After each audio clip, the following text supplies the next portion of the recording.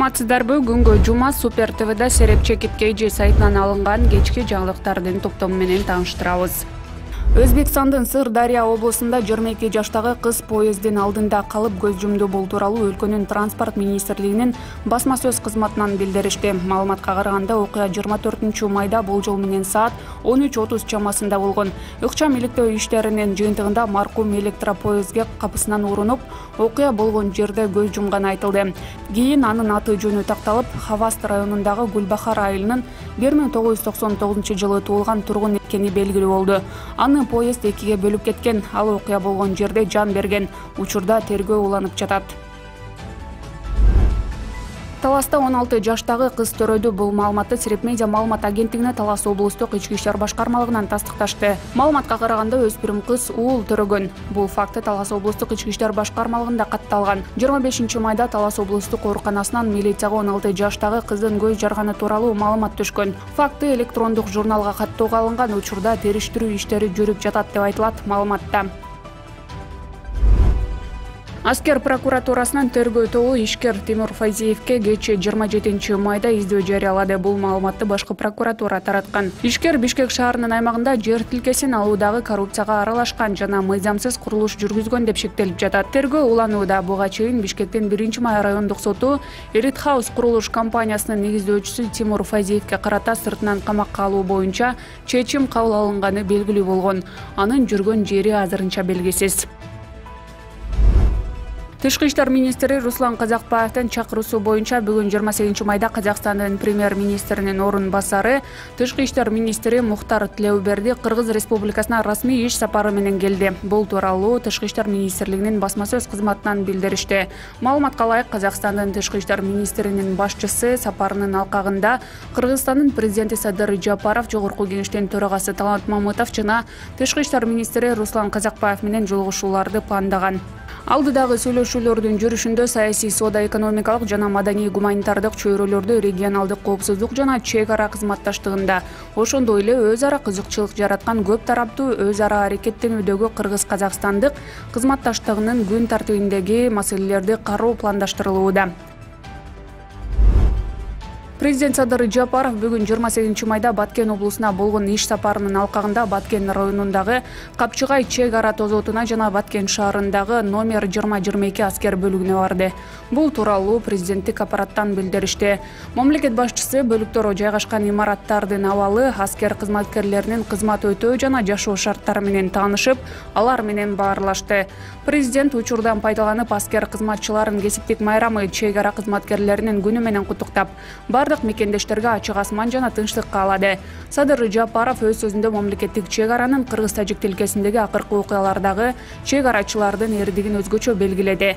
Мамлекет башчысы чек ара кызматынын кызматчыларынын тайманбастыгы өлкөнүн бүтүндүгүн сактап калууга жардам берип, жаңжалдын курчуп кетишине бөгөт койгонуна жана абалды жөнгө салуунун бирден бир жолу тынчтык жолу менен сүйлөшүү аркылуу чечүү болгонуна токтолду. 26 майда Ысык көл облустук ички иштер башкармалыгына жергиликтүү тургундардан көлдө белгисиз жарандын жансыз денеси жатат деген билдирүү түшкөн. Аталган дарекке өзгөчө кырдаалдар министрлиги менен облустук ички иштер башкармалыктын кызматкерлери барып, жансыз денени суудан алып чыгышкан. Анын денесин кароо учурунда денесинен эч кандай зомбулуктун белгилери байкалган эмес. Анын рюкзагынан таштар табылган. Баланын ата-энеси уулунун лейкемия менен ооруп жүргөнүн айтышты, бирок өспүрүм оорусу жөнүндө бүлчө эмес экенин айтышты дешти алар. Ал эми айрым малымдоо каражаттары жазган маалыматтарга караганда баланын ата-энеси бир нече күн мурун өспүрүм анализге кан тапшырганын айтышкан. Өспүрүм лейкемияга кабылганын билгенден кийин апасына мындай оору менен жашай албастыгын билдирип, СМС кат жөнөткөн. 26 май күнү кечинде ал Бишкектеги үйүнөн белгисиз тарапка чыгып дайынсыз жоголгон. Бишкек Нарын Торгар Тунаа жолунун 10-чакырымында болгон жол кырсыктан жабыркагандардын бири каза болду. Бул тууралуу Саламаттыкты сактоо министрлигинин басма сөз кызматынан билдиришти. Текшерүүдөн кийин жол кырсыгынан жабыркаган 8 адамдын экөөсү амбулатордук дарыланууга жөнөтүлдү.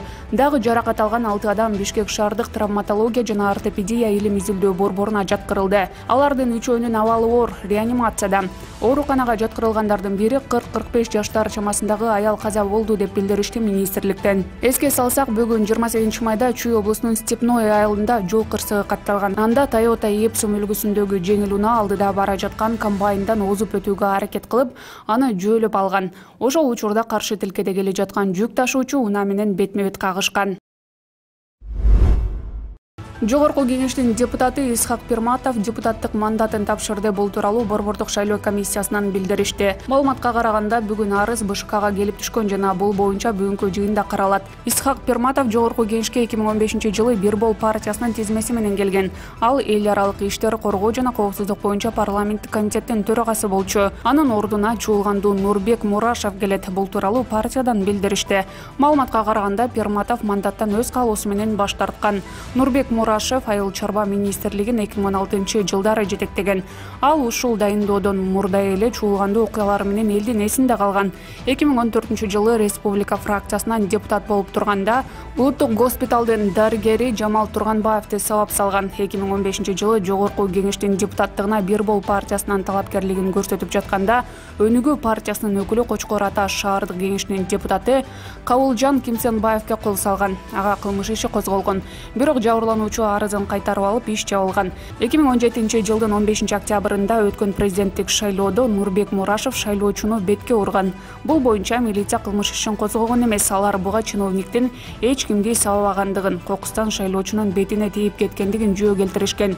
Мурашев айыл чарба министрлигинин башчысы кызматын аркалап турганда, президент, премьер-министр жана депутаттар тарабынан дайыма сынга алынып келген. Нурбек Мурашев эч кимге тарынбаарын, өзүн жакшы жана натыйжалуу иштедим деп эсептей тургандыгын бир нече жолу билдирген. Бүгүн 28 майда Бишкектин 1-май райондук сотунда коррупция жана мыйзамсыз байбууга шектелип жаткан Бишкектин мурунку мэри Азиз Суракматовдун баш коргоо чарасы каралып, 26-июлга чейин камакта калтырылды. Маалыматка караганда, ал УКМКнын тергөө абагына киргизилген. Суракматов 26 майда коррупцияга жана мыйзамсыз байбууга шектелип, Улуттук коопсуздук комитетинин кызматкерлери тарабынан кармалган. Бишкек шаардык кеңешинин мурдагы төрагасы Жаныбек Абиров кызматтык абалынан кыянаттык менен пайдаланууга айыпталып жатат. Бул тууралуу башкы прокуратурадан билдиришти. Маалыматка караганда, башкы прокуратура тарабынан Бишкек шаардык мэриясында жана шаардык кеңешинде коррупцияга каршы аракеттенүү мыйзамдарынын сакталышы боюнча жүргүзүлгөн текшерүүдө Бишкек шаарынын бюджетинин болжолдонгон кириши бөлүгү жасалмалуу жолу менен көбөйтүлгөн. Анын долбоору Бишкек шаардык кеңешинин мурдагы төрагасы Жаныбек Абиров тарабынан талкуусуз бекитилип, муниципалдык кызматтардын функционалдык милдеттери өзгөчө маанилүү жана жооптуу жумуштарга теңдештирилип, эмгек акыларына 2 маяна өлчөмүндөгү үстөк акылар негизсиз кошулган. Анын ичинде Бишкек шаардык кеңешинин төрагасынын жана Бишкек шаарынын мэринин 1 айлык маянасы 120 000 сом жана 150 000 сомго көбөйтүлүп, натыйжада шаардагы социалдык маселелерди чечүүгө жана инфраструктураны жакшыртуу багытына сарпталуучу бюджеттик каражаттар мыйзамсыз сарпталган. 2019-жылдан 2021-жылдын 1-апрелине чейинки аралыкта мамлекетке 214 миллион 581 миң 700 сомдук зыян келтирилгендиги аныкталган. Жогоруда көрсөтүлгөн зыян Бишкек шаардык кеңешинин мурдагы төрагасы Абировдун жана башка жооптуу кызмат адамдарынын кыймыл аракеттеринен улам келип чыккандыктан, аталган факты боюнча материалдар башкы прокуратура тарабынан Кыргыз Республикасынын жазык кодексинин 320 беренеси менен кылмыштардын жана жоруктардын бирдиктүү реестрине катталып, сотко чейинки өндүрүш иши башталды. Бишкек шаарынын мурдагы мэринин милдетин аткаруучу Балбак Төлөбаев УКМК тарабынан кармалган экс-мэр Азиз Суракматов боюнча Facebook баракчасында билдирүү жазды. Ал Азиз Суракматов кала башчысы кызматын аркалап турган кезде мэриянын аппарат башчысы болуп турганы маалым. Азиз Суракматов боюнча көп суроолорду берип жатышат. Мага өтө оор чогуу иштедик. Шаарда көп иштер жасалды. Соттордун, коопсуздук күчтөрдүн адилеттүү териштирүүсүнө ишенем. Ишенгим келет. Коом өзгөрдү. Жакшы нерселер болуп жатат. Баарыбыз мыйзам алдында бирдей. Мыйзамсыз иш кылсак жооп тартабыз. Мени качан камалат экен дегендер да бар. Мени сүйүп жаткандар да жок эмес. Түшүнсөк болот. Таза түз иштегенге дайыма аракет кылдым. Ар бир кылган ишиме жооп берем. Кудайга шүгүр, жаман ишке барган жокмун. Эми убакыт көрсөтөт деп жазылат билдирүүдө. Ак Бура Араван каналында 1970-жылы туулган аял киши түшүп кеткен. Бул тууралуу өзгөчө кырдаалдар министрлигинен билдиришти. Жерине Ош шаардык куткаруу кызматынан 12 куткаруучу, Ички иштер министрлигинен 6 кызматкер, туугандарынан 5 адам тартылган. Саат 12:40 чамасында куткаруучулар тарабынан маркумдун жансыз денеси табылып, Ички иштер министрлигинин кызматкерлерине өткөрүлүп берилген.